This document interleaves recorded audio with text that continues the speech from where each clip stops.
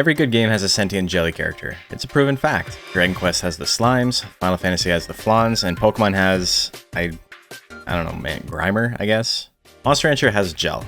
He's a fan favorite due to his shapeshifting ability and his general offbeat nature. In the anime, Jells were one of the main foot soldier forces in Mu's army, and their ability to regenerate at will and their unkillableness gained them a lot of fans. It's canon that Jell looks the way it does because its prolonged exposure to humans over the centuries has caused it to end up mimicking us. In Monster Rancher 3, it's the cutest monster that has ever existed, but due to that game taking place a few hundred years before the others, Jell's more amorphous shape makes sense. If I could get a little Matt Pat for a second here. Jesus Christ, what the fuck? He's like a little gremlin jump scare. Should have used that in the Joker video. Terrifying.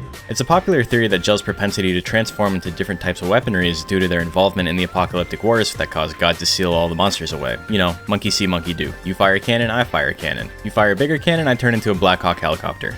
The timeline for those wars is completely impossible to follow though, since there's like no actual known lore written down anywhere. And the fact that Jell Missile exists in 3 kind of pokes holes in this, but you know, it's just a theory. Whether a secret reference to unspoken lore or just good old-fashioned anachronism, it doesn't really matter. Jell is still cool, and we all love him. Whatever, Jell man.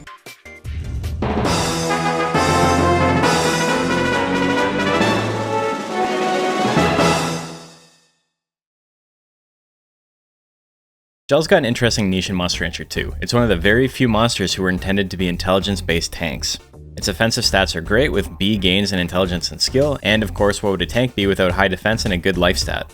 Its speed and power leave a bit to be desired, but you can't win them all. A 14 guts rate puts Jell just below average, and his lifespan gives it a good amount of time to build up its stats.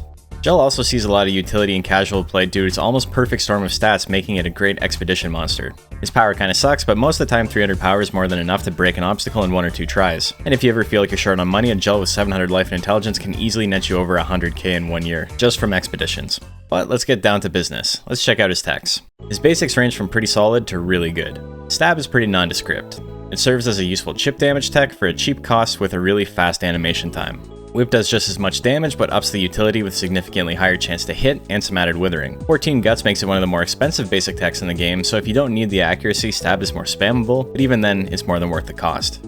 Pierce is just as quick as stab and bumps up the damage considerably. While not as efficient as stab, sometimes you want to use a tech with 20 force once more than you want to use a tech with 14 force twice. It's pretty reliable, but just like stab, there isn't a lot to talk about.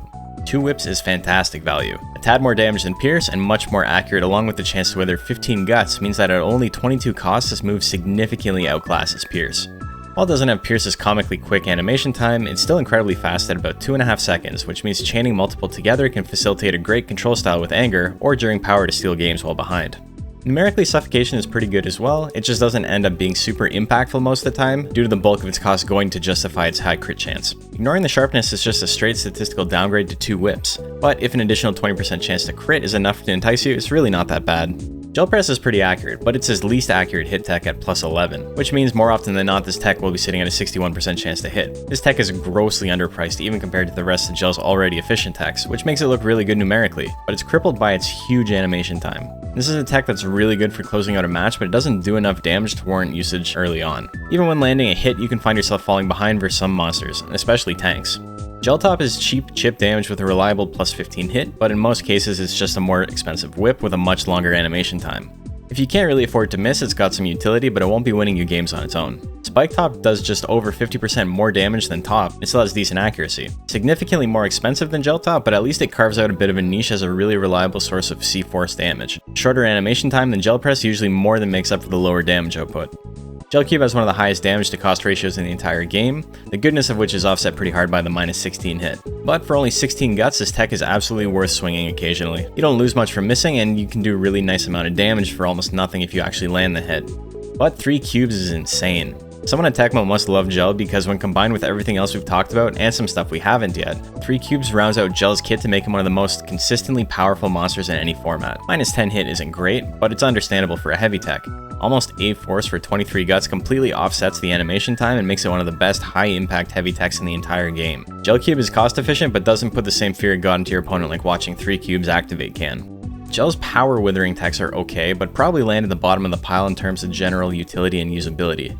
Lots of his other techs are just super overtuned. Fly Swatter will almost always wither for more than it costs, and it does just enough damage to make it usable, but the long animation time offsets this quite a bit. Usually you're going to go slightly negative to use a 15 force tech, which isn't that bad, but 2 whips already does the same sort of thing, and it's significantly more reliable. Fly Smasher is a higher risk and higher reward version of Swatter. More damage and a similar withering ratio for a higher cost. If you want to go all in on Withering Jell, be my guest, but he's got better options.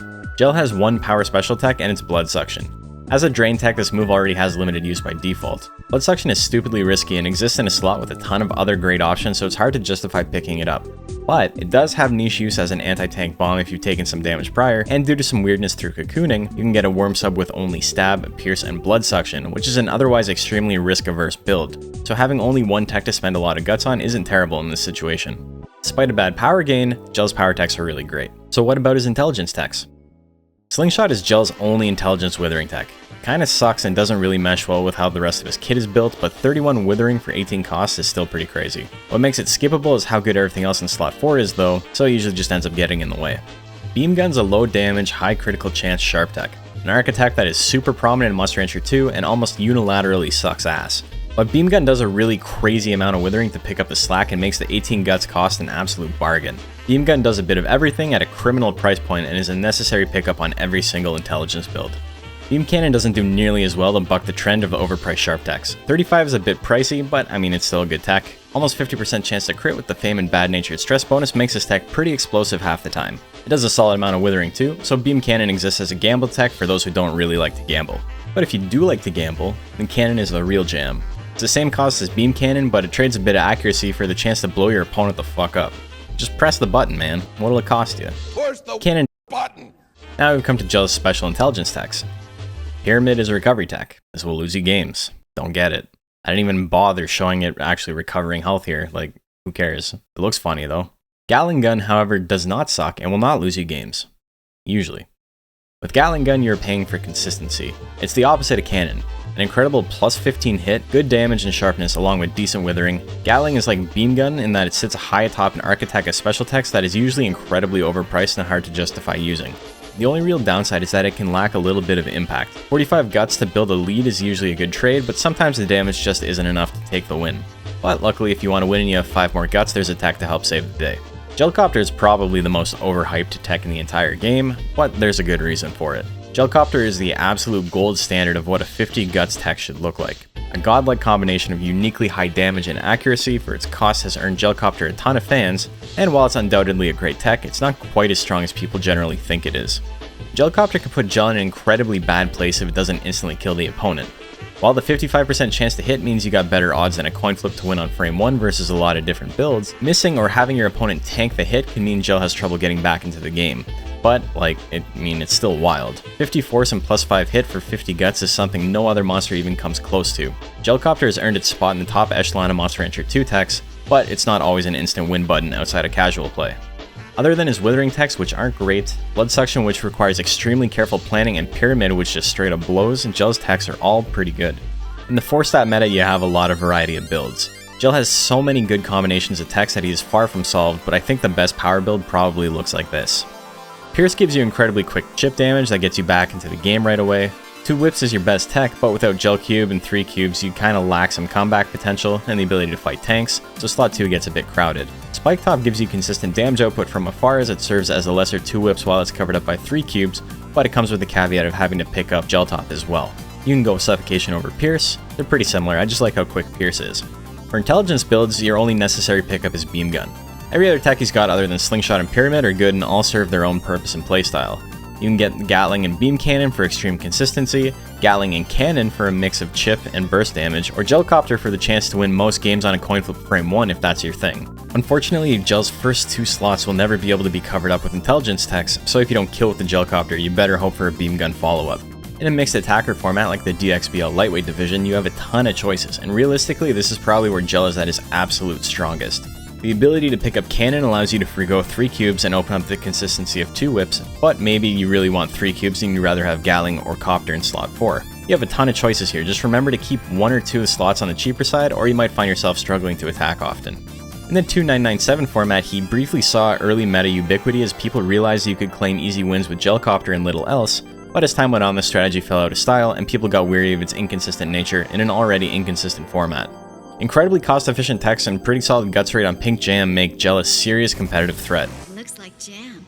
Makes my legs turn to jelly. He may not be on the level of Naga, Golem, or Undine, but he can take games off them almost as easily as they can off him, and his wide variety of builds gives him the ability to beat even monsters with niche specialties at their own game. Two Whip synergizes really well with both anger and power, which is not something you can say about a lot of techs. Just note for any meta where KOs are rare like max stats, anger will usually be much better, as power will be really uncommon to proc. Fitting his amorphous form, Jell has more top-level viable builds than any other monster. He is true to his changeling theming both in casual play and in competitive. He's maybe the only monster that is impossible to truly build a counter to. Usually you know what you're gonna get even with the top tiers and can hedge your bets a little bit accordingly, but Jell's strength lies in its unmatched versatility and unparalleled ability to do the thing your monster wants to do, only better. If you made it to the end of the video, I just want to say thank you. I really appreciate it, and consider subscribing if you haven't already. Thanks again to my Patreons for helping make this possible. I'm slowing down a little bit in my video production. I put out 60 videos in 60 days, and that proved to be a little bit too much. So, I just want to say thanks to everybody for the last 2 months for making this a really, really cool time for me. It's great to be able to talk to all of you about Monster Rancher, and, if you haven't yet, join the Discord. The Discord will allow you to join tournaments, it'll allow you to talk to other people, discuss the meta, discuss builds, get tips and pointers, all that fun stuff. Thanks again for everything, and I'll see you guys soon.